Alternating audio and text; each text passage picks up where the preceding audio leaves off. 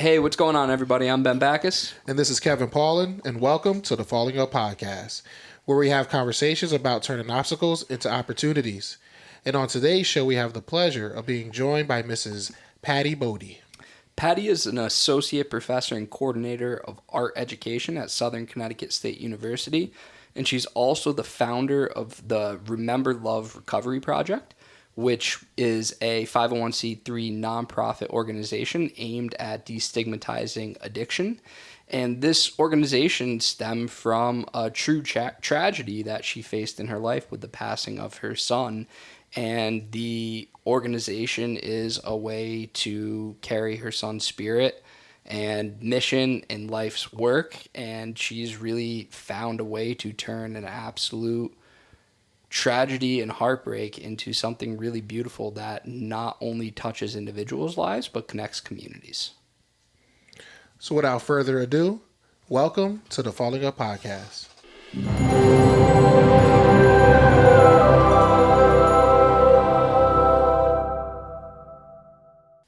So our one and only time meeting virtually, your story, I'm hoping I said it then, but it touched me and it made me, just you in general made me feel a way that very few humans do, especially so quickly. So it was an immediate connection of we need to have you on the podcast so I can hear more than just like a 15-minute synopsis of what you do and who you are. Mm-hmm. I think it's a good starting place if you can just introduce yourself and kind of explain your roles, because they're vast and you touch on so many different life domains. Mm-hmm. So maybe that's a good place to kind of set the stage. Okay. Do you want me to look at both? Or you can do whatever feels normal to you. All right. I'll take turns with each of you. Okay. So my name is Patty Bode, and I am the coordinator of art education at Southern Connecticut State University, which is a great honor because that means that I teach people who are becoming art teachers. And I am also, which is another way that you and I connected, the founder of the Remember Love Recovery Project. So those are two different roles, but they're intersected in many ways because the Remember Love Recovery Project is about destigmatizing addiction disorder through art, education, and human connection. And it really draws upon my life as an art teacher and an art educator, somebody who teaches art teachers and loves to make art with groups of people, from 2-year-olds who scribble up through aging elders and people in all different kind of places. And just witnessing that my whole life, being connected, so deeply connected with people while art making is happening, drove this project. But I never imagined this project. Sometimes your projects choose you. Mm-hmm.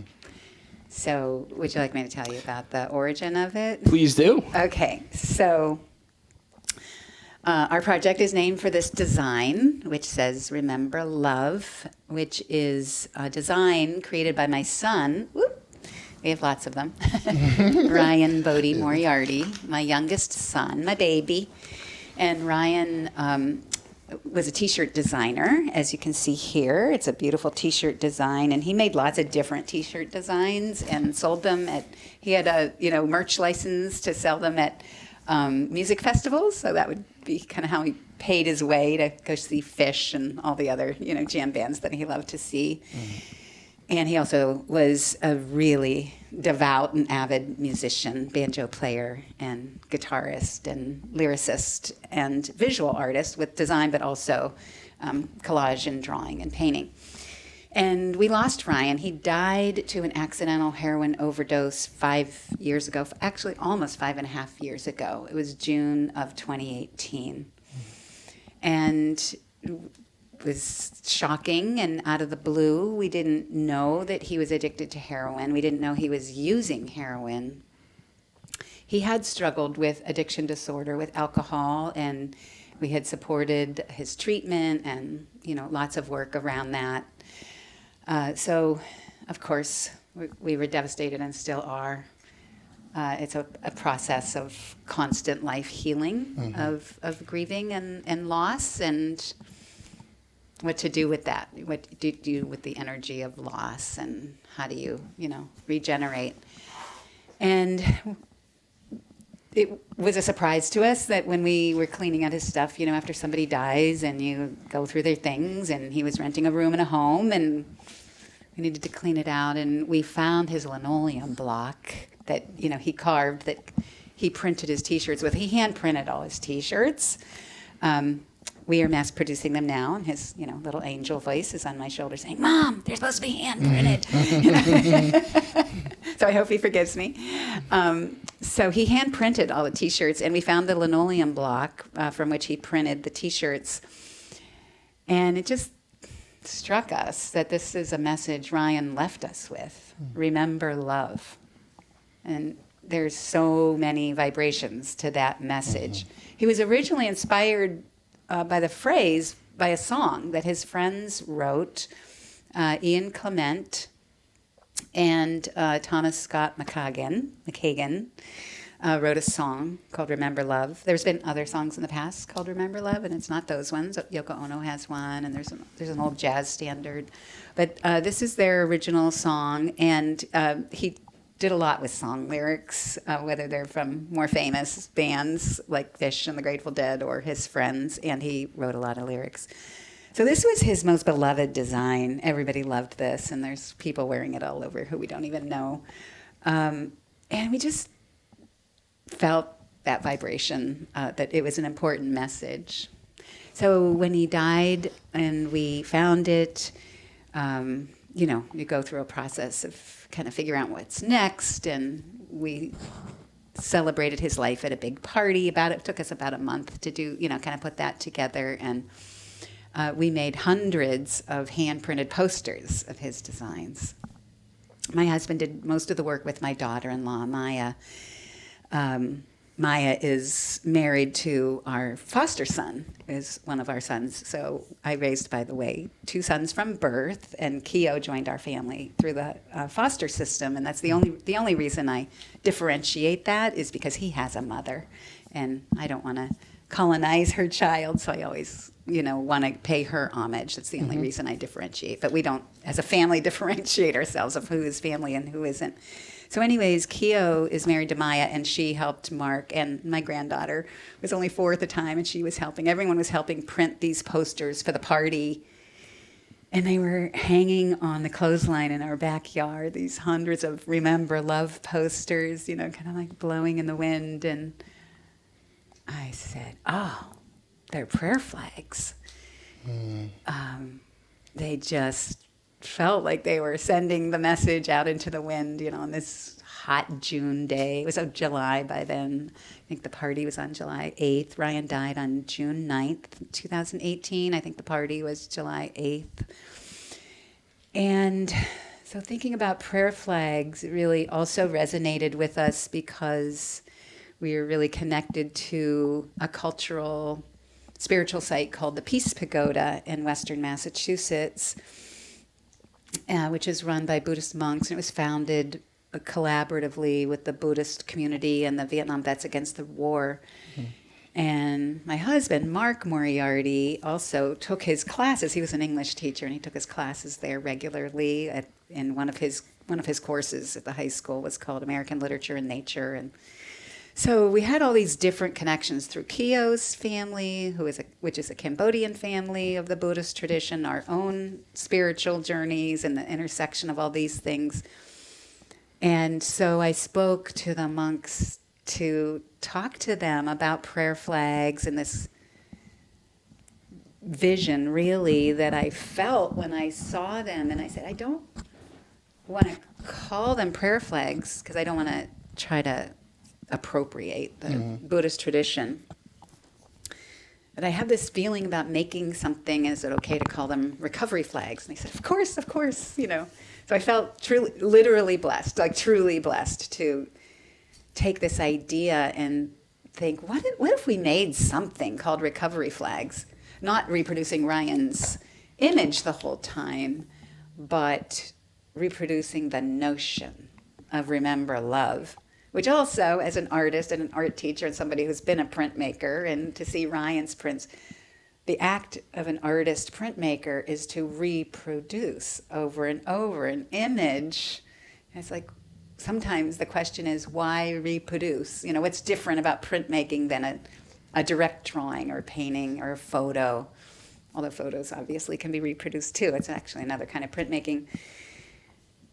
So I just sat kind of with that and lived with that idea of what would happen if we made recovery flags with the inspiration from prayer flags. The idea of the Buddhist tradition is that one pours one's compassion into the flag, and when it is hung and flying, that compassion and goodness can carry. It can just carry through the world and the universe into others, and that's how a way in which goodness and compassion can carry. And of course, then we can carry that, right? And we can become that sharing and vibrating of it.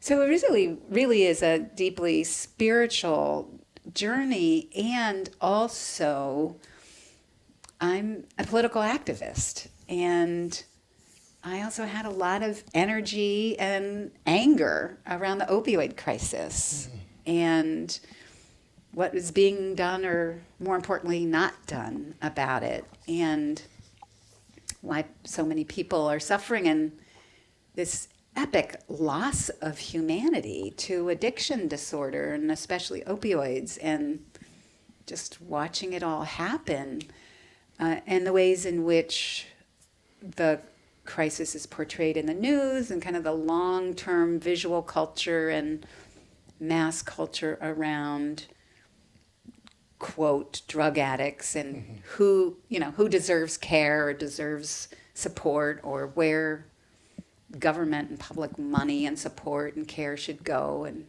who kind of deserves that and doesn't. And I really did a deep dive and continue to do a lot of the investigative reporting around the opioid crisis, and learning about the inception of it depending on what you look at the inception, but certainly we're now in like 3 phases of the opioid crisis, of the original overprescription of OxyContin that came directly out of the Sacklers, Purdue Pharma lying about medical research and the propagating of lies to pharmacists and physicians, and then to the general public. So, and how that then, when people became addicted, they would turn to street heroin because it was cheaper than trying to buy the prescriptions on the street. And the cycle of opioid addiction, which really unleashed and revived a heroin trade of epic proportions. And that, in turn, led to the fentanyl, the infusion of fentanyl as a street drug. I mean, it's been around for a long time, but the way in which it could be accessed, and where we are now, which is just so many combinations of the fentanyl crisis with other illicit drugs, or use of drugs that are meant for other purposes, like the horse tranquilizers you hear about and things like that. Yeah. So we're in these multiple phases of this crisis. So I had lots of motivation to try to get attention to this, and I was really concerned about the lack of focus on humanity and the connection to the human beings, and the connection of our shared souls and our shared purpose on this earth, and how can we just lose so many people and allow it to happen. So it took a while for me to generate this activity, really. It's like the action of the enactment of what is the Remember Love Recovery Project. So we make recovery flags, and we do that we have these little canvas banners. They're about the size of what one might think of as a prayer flag, but we don't refer to them as prayer flags for the reasons I said. We don't want to appropriate somebody's spiritual practice or belief. And also the word prayer doesn't resonate with everybody. So True. we want to be thoughtful and respectful, that one can engage in thinking about recovery, supporting it, raising awareness, and bring whatever one's purpose and intent is to that. So I can talk a lot more about that, but So there's two Yeah. avenues I want to go. I want to Yeah. go back to early on in the conversation. As you were overcoming the loss of your son, you Yeah. used some interesting terminologies, and I needed to learn what to do with the energy of loss. Can you tell me more about that and what you were able to, what is energy of loss, defining that, and then talking about how you were able to. yeah, the energy of loss. Well, right, it sounds like an oxymoron, doesn't it? So I became aware with the grief and loss of Ryan that it stirred me, right? It stirred something within. And of course, there's sorrow, right? Deep, deep, deep, unending sorrow. And for me, the need to continue something, right? Life is for the living. And I wanted to embrace life and also embrace Ryan's life. I wanted to really think about the message he left us in this specific message, which I think has multiple purposes that we can talk more about. But I also wanted to think more about his experiences with addiction disorder, which I didn't really know that much about. Although for most of his life, from a very young adult, alcohol addiction was an issue. And we were aware of that. And we, tried to learn and tried to be really responsible and loving and caring parents and provide structure and, all these things we try. But there's very little kind of education, I think, publicly, because I realized of the stigma. But the energy of loss, I found I wanted to learn more. I wanted to kind of re-embrace Ryan's life. I wanted to make sure that the spirit of who he is could still speak to me and I could still learn from him and really in many ways continue my relationship with him and honor and respect and care for him in that way.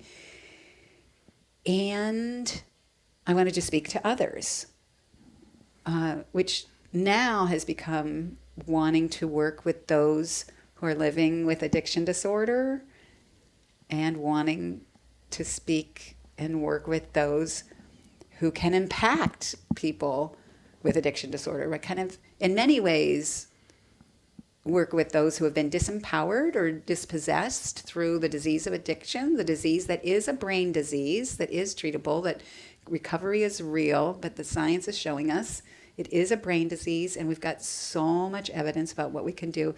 And seeing and addressing that within populations today for hopefulness and emphasizing one's humanity like we would for almost any disease. We are able to affirm people's humanity, right, and work on healing. But addiction disorder, for some reason, for many reasons, our society doesn't emphasize the humanity. So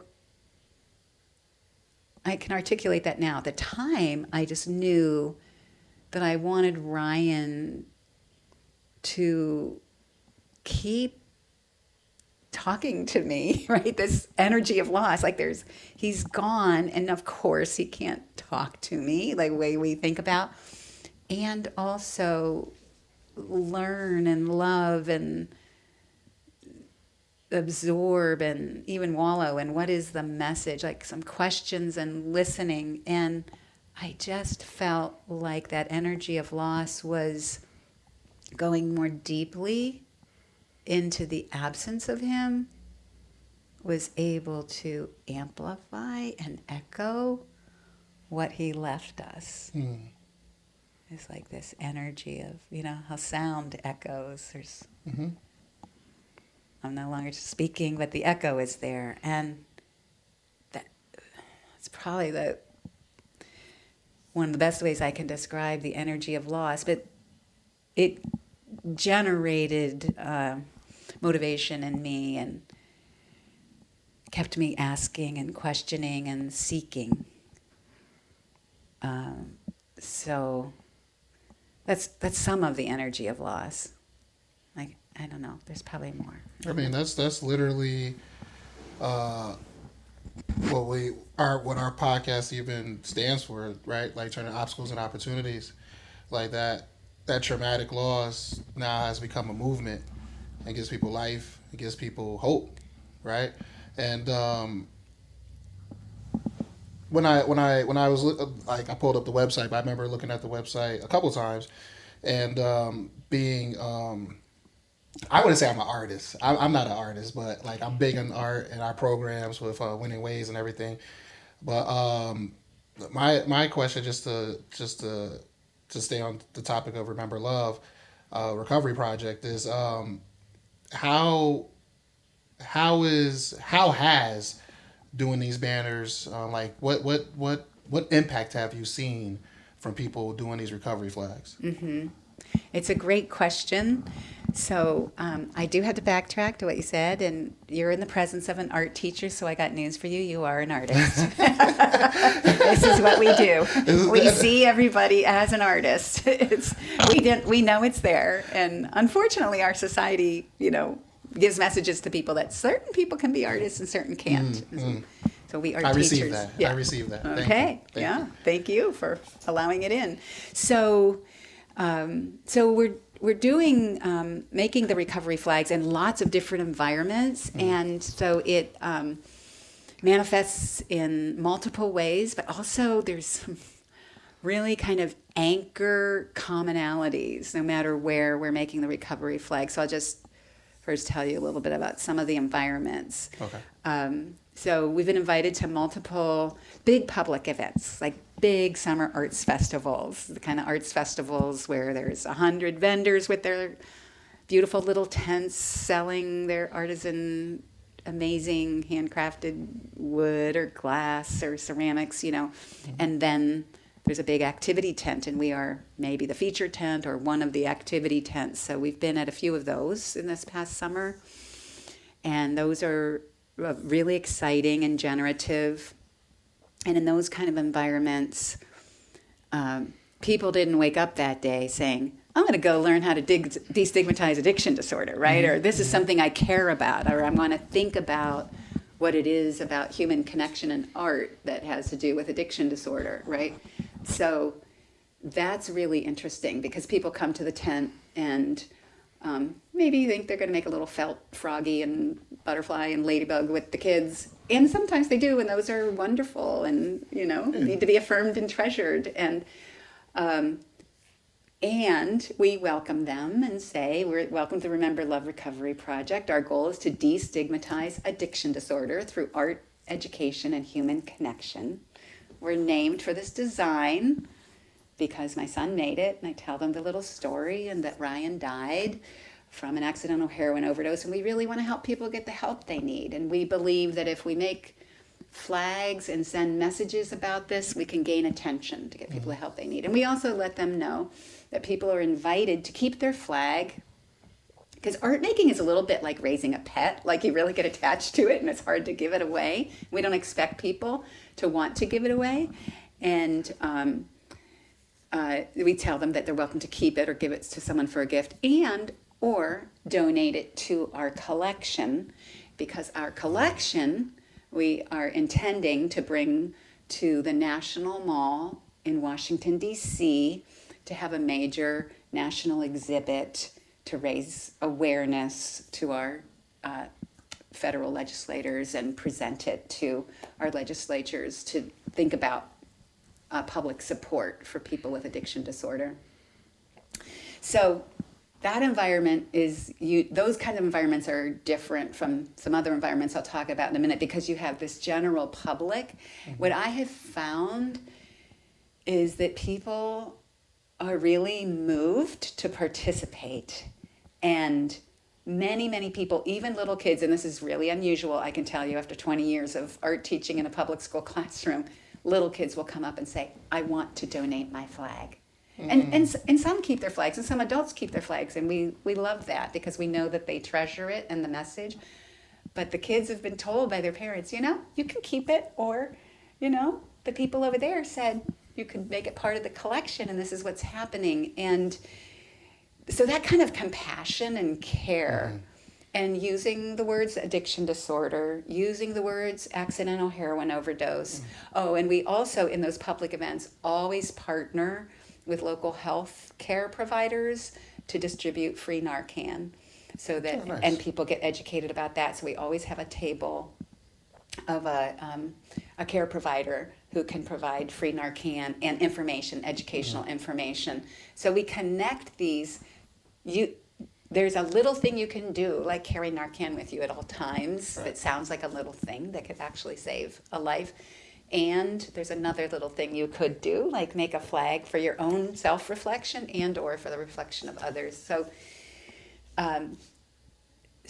So we've got this phrase we use about human connection, right? Art, education, and human connection. And I picked that up from the research of Bruce Alexander, who did research in the late 60s and 70s. And then it was kind of regenerated by Johann Hari, who talks about the opposite of addiction is connection. And it stems from the biopsychosocial model of care, that any kind of care and recovery or wellness is not only medical, it's not only psychological and therapeutic, and it's not only social, right? You kind of can see it as this intersecting sphere with all the latitude and longitude intertwining like a beautiful ball of yarn, where if you pull on one of the strings, the other one moves. And that we believe that the art making can be part of that biopsychosocial model of care in the social. I'm actually not an art therapist. A lot of people will use that phrase about my work. I am not a trained clinician. And I like to be clear about that. That's why I like to partner with clinicians and healthcare providers, because I'm expert at many things, especially art teaching. And that's what I can do. I know how to set up a party of art making, and that's kind of what we do. So in those environments, we see people moved to connect and want to be part of the larger, and they love seeing their flag hung with hundreds of others at these big festivals. Yeah, that's beautiful. Yeah, and then in other settings, we work right now in the prisons in the state of Connecticut. We're in multiple prisons of all ages and all levels of incarceration, and the prisons for men and for women in Connecticut. And we partner with all the counselors of addiction, the addiction and therapeutic counseling team. So when we are making recovery flags with the people who are participating in our project, who are inside the prisons, their therapeutic counseling support person is there. And so we do, it's a different experience for everybody, but in those situations, it's usually 20 people or less. There's a lot more intimacy, and everybody's elbow to elbow working on something. Often, for many people, it's the first time they've picked up a paintbrush or glued on a piece of felt or drawn something in many years. A few people do that a lot and are eager to do it, but 99% of the people who sit down to make a recovery flag, whether it's at an arts festival or in a prison or in a shelter for the unhoused, first thing they say is, I'm not an artist, or I don't have an artistic bone in my body, or I'm not artsy. And we say, it's okay, you are now. Yeah, you're nice. among art teachers. And just remarkable things happen. And so I work in some unhoused, some shelters for the unhoused too, and those are, again, different, sometimes just 5 at a time, sometimes 50 people at a time. And each time what's similar is we tell the story. This is why we're here. These are the materials available. We're here to help you make whatever you want. Pour your compassion into it. Pour your fears, your hopes. If you want to use words to a song, some people have a favorite phrase or words, or maybe some people have a phrase from a religious or a faith community they want to use, or the names of people. Names become very important. And we just support the work. And in all those environments that are smaller environments, people have a chance to share at the end. And people can always pass if they don't want to, but they'll often tell us, that they were moved, and sometimes they really want to honor Ryan. They tell me, this is for your son, this is for you and your son. And I think, what a gift. Somebody is in a situation where they've either had every single right taken away, every way that their body can move and almost breathe in incarceration, and they're giving me a gift. Or in a situation where a lot of their self-direction has been taken away to be unhoused, and they're giving me a gift. But they will often have a story and tell us their story about addiction disorder, or somebody they know or care about, or, wanting to connect with us, and often, almost always, wanting to donate their piece. And we do them at private events. I've done them at really exclusive country clubs, where people have had a retreat for people who have a lot of access to other material things in the world, but this is a topic and theme they want to learn more about. And so the people who are signed up for that are really signed on. I've done it in backyard birthday parties. People want to remember or celebrate somebody who's coming home from being in residential care, or right? So lots of different spaces. And just this past week, I did 2 different online Zoom workshops, one for a university and one for a residential care, mental health caring facility. And for the university, because I was working closely with their professor, they did a survey afterwards, and almost every student said, because I asked the question, we're art educators, we're trying to figure out, can we say that art making creates human connection? We don't know, and that's not something that would be really easy to make a control group and the type of empirical scientific evidence that one would do to make a great claim that art making creates human connection. But every student who completed the survey said they felt deep connection to their fellow flag makers. And they were, sitting in a college classroom, cutting felt and gluing and painting. It wasn't like it was a deeply, profoundly therapeutic environment. But I think the big thing there is creativity creates human connection, right? You think of every single innovative thing that a creator has made, the sole purpose, or I should say the core purpose, comes back to connection. So I think that's an interesting, hypothesis, at least, that you were thinking of there. I want to touch on advocacy quick, because you mentioned kind of the true goal here is to destigmatize addictive disorders. You've done work with some legislation, or working to work with legislators. What is your goal? What would you like to see in terms of advocacy around addictive disorders? Well, ultimately, end overdose, to put it, succinctly. And what does that really, in getting granular, what does that look like? Yeah, so what does that look like? And also kind of in the lofty space first with ending overdose would be this, to really reverse this diminishment of humanity due to addiction disorder and overdose, right? So what does that look like? So to really advocate to create a revolution of what care looks like. I want to just pause for a second to say that I know that in therapeutic clinical spaces and in the DSM manual and everything, that addiction disorder, that phrase has evolved into the phrase SUD, substance use disorders. And it's really important when I'm giving an academic talk.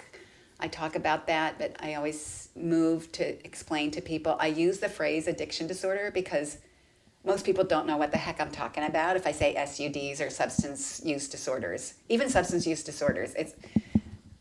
but if you say addiction disorder, and for me that's still destigmatized because we're using the disorder and the brain disease of addiction as the target, not the person, and labeling them. So I just wanted to say why that language is important. But so what does it look like? I think really advocating for a revolution of care. There's some good care out there if you have a lot of money. Bottom line.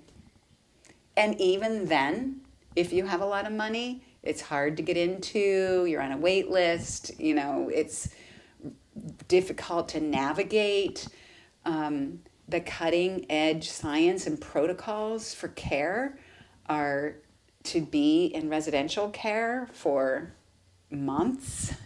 I have a dear friend, Rosie DeRoya, who is in outside of Cleveland, Ohio. She's a pharmacist and has a lot of clinical and professional expertise, and we share the tragedy of both losing a son to opioid overdose. And she explained to me and has shared with me the research about protocols of care are to be in residential care for months, and what most insurances cover 6 weeks or something.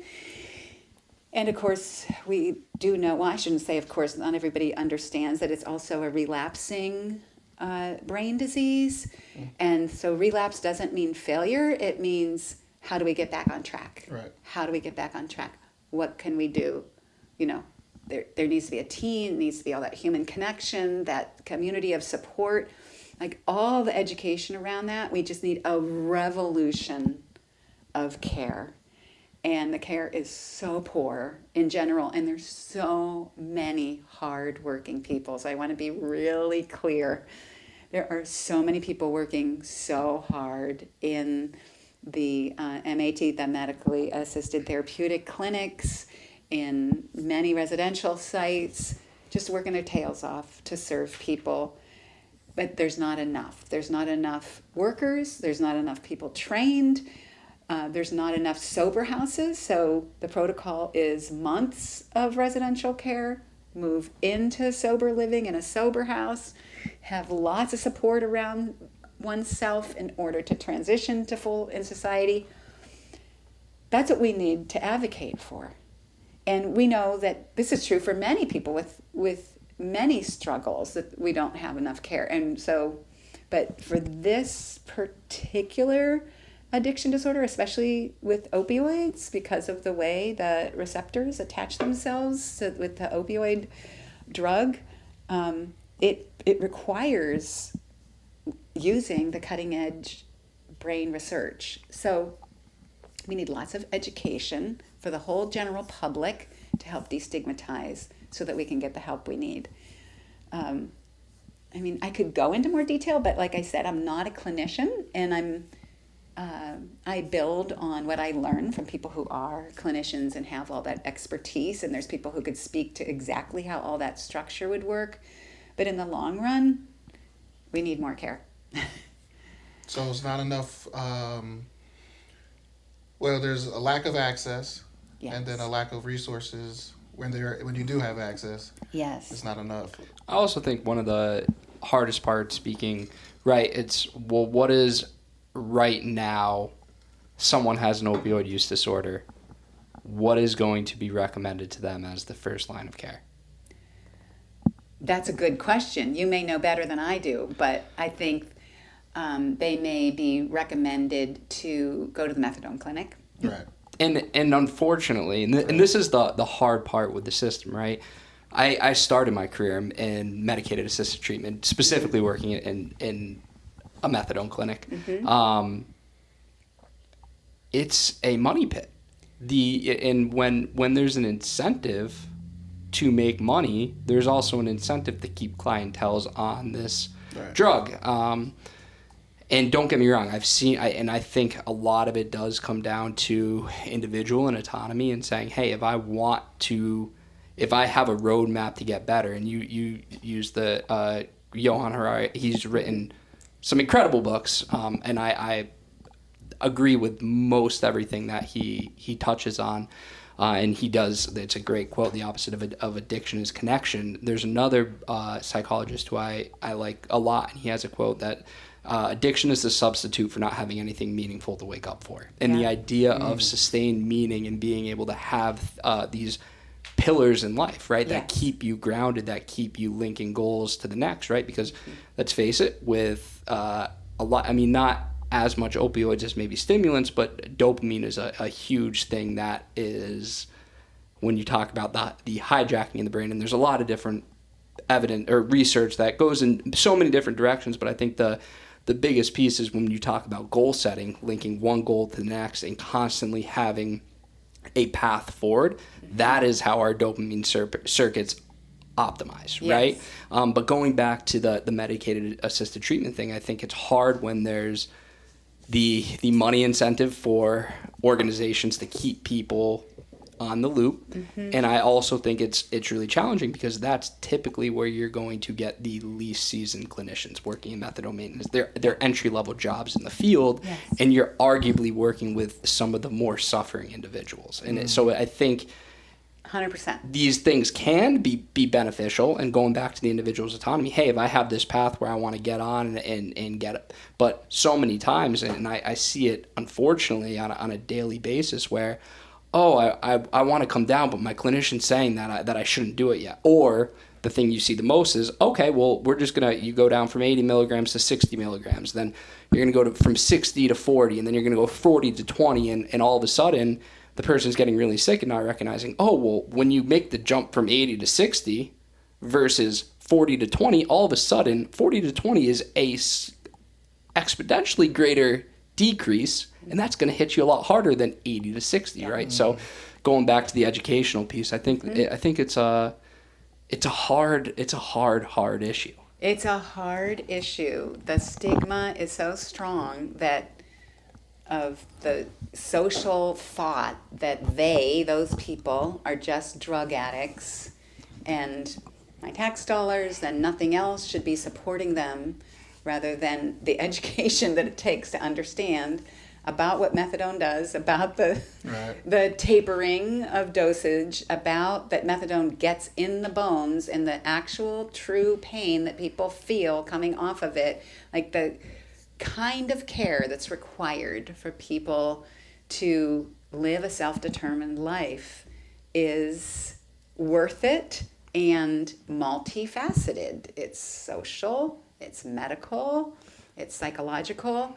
There's a lot of interdimensional care. And if we're just dosing a medicine, it's a big problem.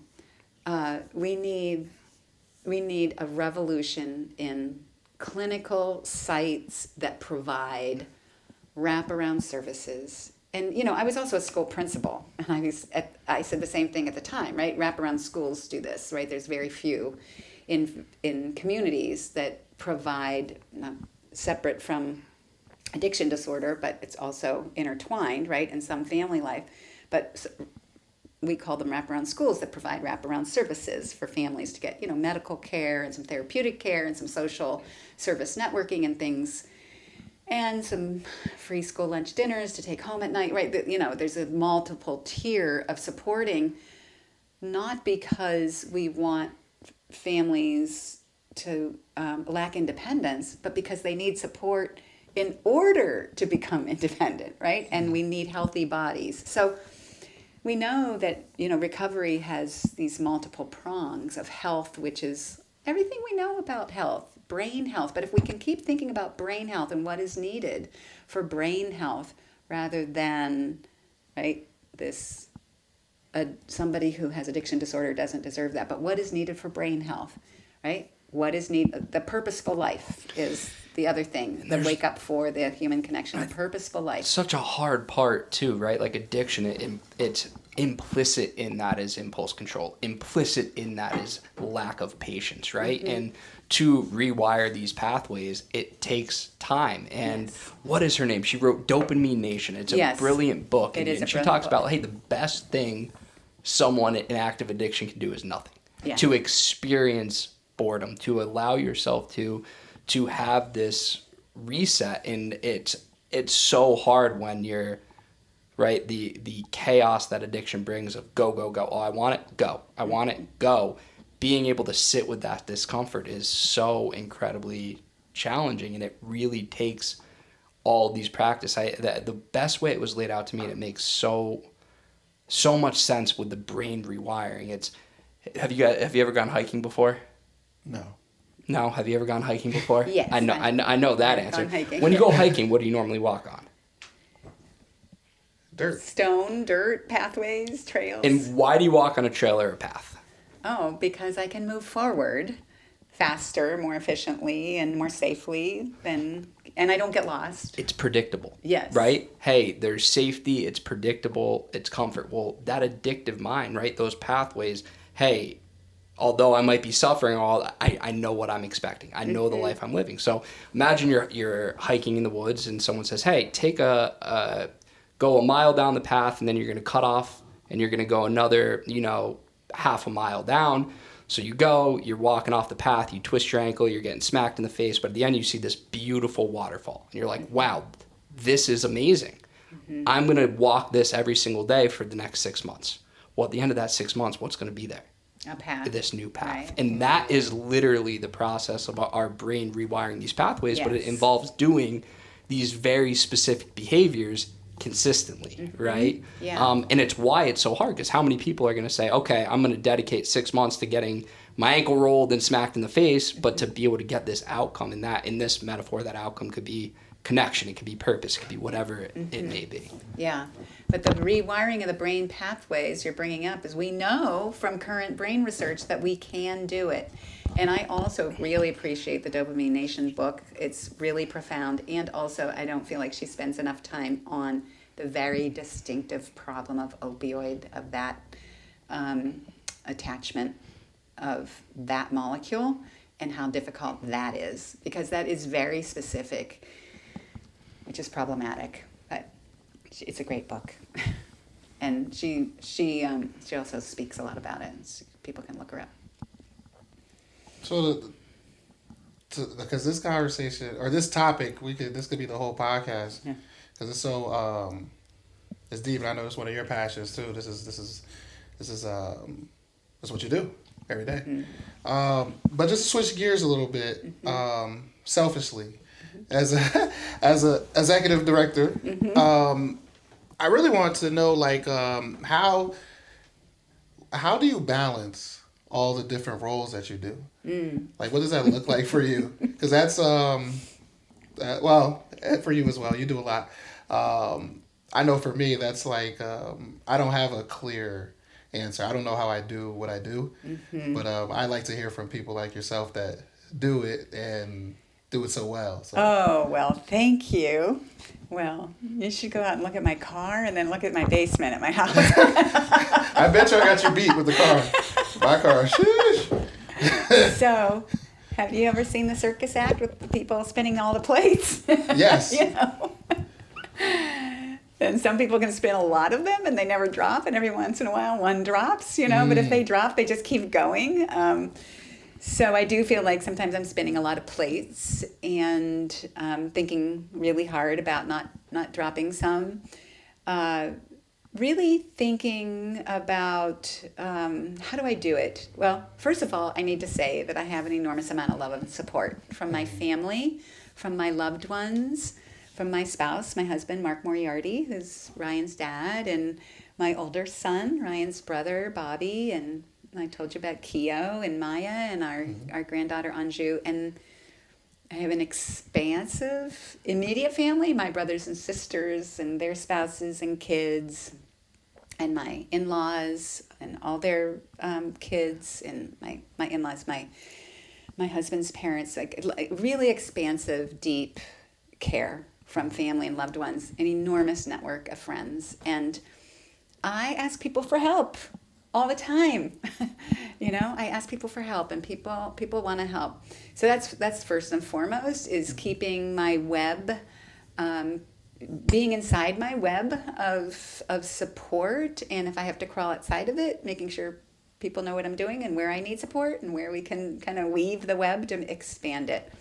Part of that web is also I've been teaching a long time. I taught little ones from kindergarten through 12th grade for a long time, and a lot of those little ones are out in the world being full-time professionals doing amazing things like you two are doing, and lots of other stuff. And I reach out to lots of them, lots of my former students, whether they were my doctoral students or had been my kindergarten students. I'm in touch with them, and those are the people who are bringing me all over the country to expand the Remember Love Recovery Project, a lot of them, or former colleagues.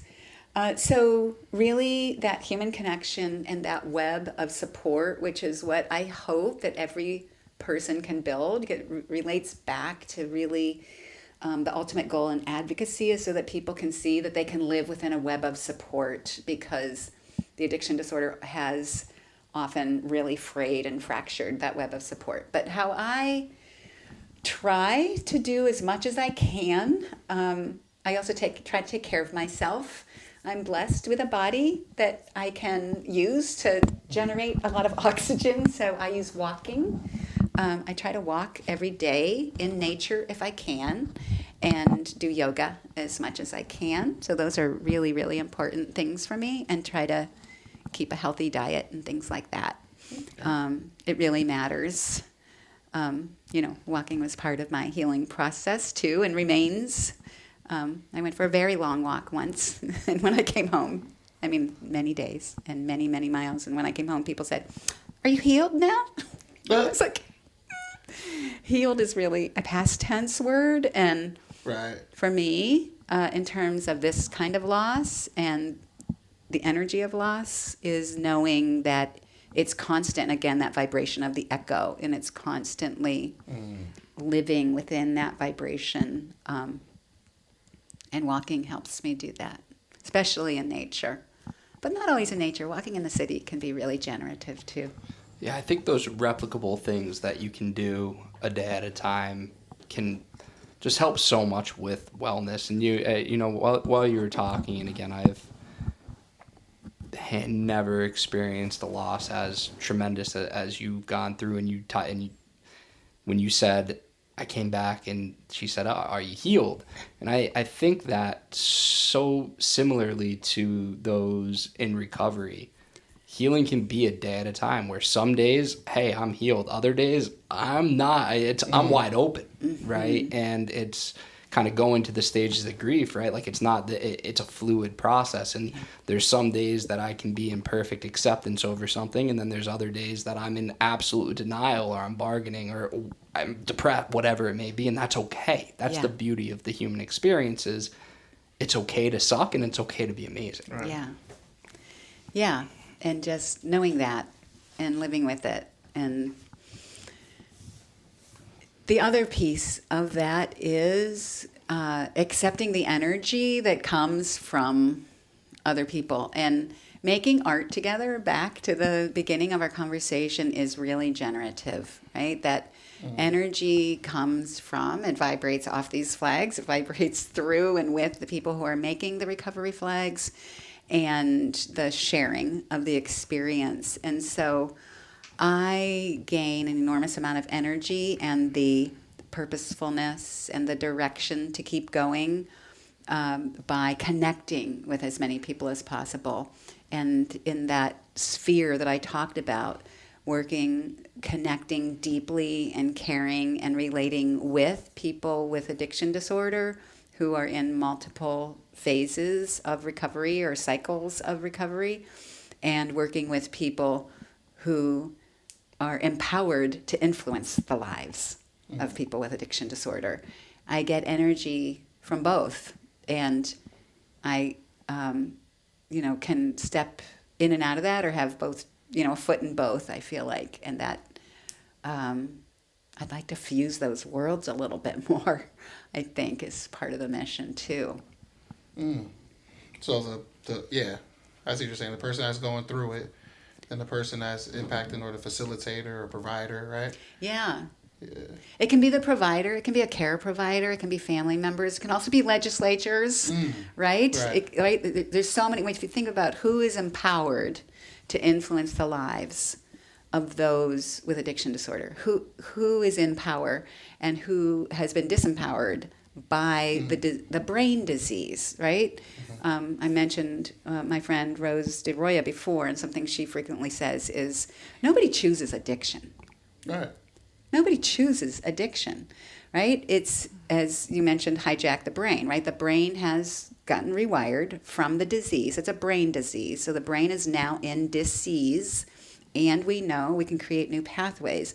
People didn't choose. Of course, there was a choice to participate in a certain consumption of something, but that was not a choice to be addicted. And so there's a lot more we can say about that.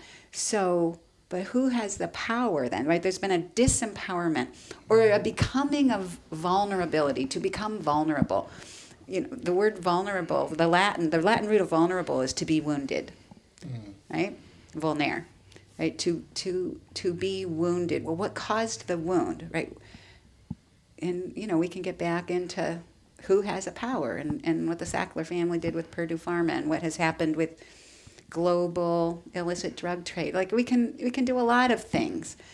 And here we are now. So what can we do to empower those, right, who have been disempowered, right, for a self-determined, self-directed life? I think that's the goal, right? Self-determined, self-directed life that's healthy, has purpose, has human connection.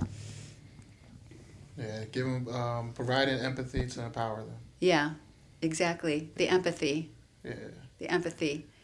That's the destigmatization, right? To destigmatize means to remove associations of shame or disgrace. And we know that those associations of shame or disgrace get in the way. It's the thing that's in the way. It's in the way of social thought, believing that those with addiction disorder deserve humanity, right? That deserve to be considered for their humanity and deserve care and deserve our tax dollars and deserve attention and deserve a revolution of care. That stigma, that shame or disgrace gets in the way. For those participating and using, the shame and disgrace prevents everything about recovery. It interrupts connection with family and loved ones. It rips that apart. It takes away purpose because they lose employment and lose connection with loved ones, or they can no longer care for people they love or do meaningful things like coach a family member's team or whatever it is, right? All of the meaning is taken away, and the shame or disgrace goes with that and keeps building. So the shame and disgrace is in the way. How do we remove that? So destigmatize is kind of a big academic word, but how do we remove what's in the way? I'll tell you something. Shame and disgrace is something I've battled with for years. You know what I mean? Like mistakes I made in the past.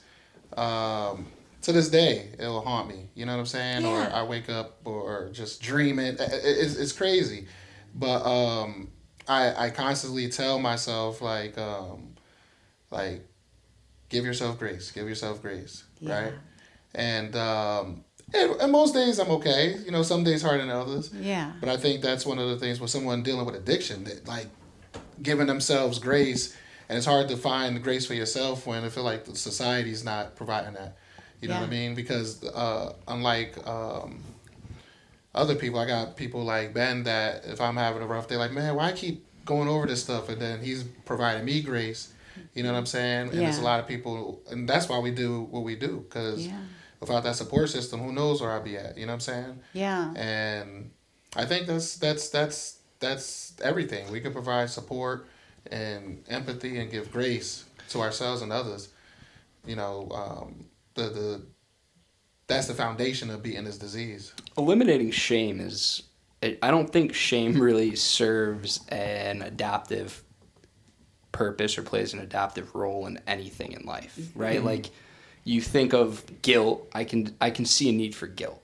I can't see a need for shame. Shame is I'm a piece of shit, right? Mm-hmm. Like that is that core belief. Mm-hmm. And how do you go forward if you're holding on to that? It's having these constant weights on you. And it's why trying to remove that and to destigmatize, because I do think that a lot of, and going back to why And it's really substance related addictions that are most stigmatized, right? Because let's face it, there are infinitely more people that are going to die this year from food related addictions than wrap every single drug together, right? Like more people are going to die from food addictions than anything. Yet that's not really stigmatized at all, right? Whereas it really is, and Almost celebrated. And I think it can be. Well, there's the outward disruption to other people's lives where maybe. But I'm sure if you're a family member of someone who has an eating disorder, like your life is probably severely disrupted as well. So it is, and I think we owe Hollywood. Hollywood has done an incredible disservice to addictions in general and just over dramatizing them and really I think showing such an inaccurate representation so many times and almost glorifying it. It's done a huge problem. But I getting back to the topics, I just rambled a little bit there.